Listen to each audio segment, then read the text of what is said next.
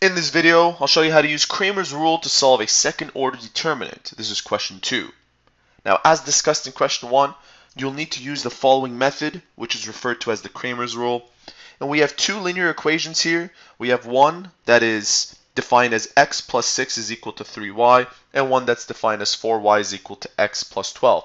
And unlike the one in question 1, the format of these two linear equations are not in standard form, which means both your x and your y variables are on the same side, whereas your constant is on its own.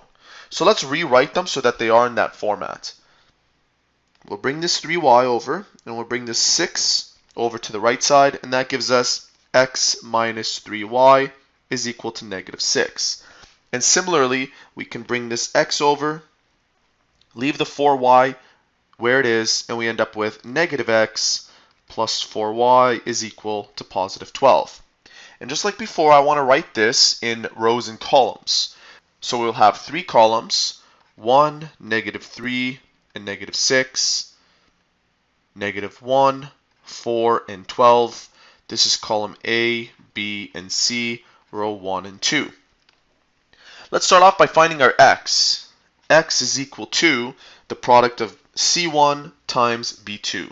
C1 is negative 6, and B2 is 4. Minus the product of C2 and B1. C2 is 12 and B1 is negative 3. Over A1, which is 1 times 4, minus A2, which is negative 1 times negative 3. Let's find the answer to this using our calculator to make it easier for us. Negative 6 times 4 minus 12 times negative 3. That gives us positive 12. Let's do the same thing for the denominator.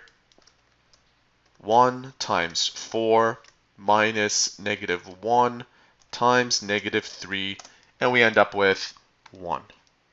So we have an x value of 12. 12 divided by 1 is 12. Now that I found my x, I need to find my y.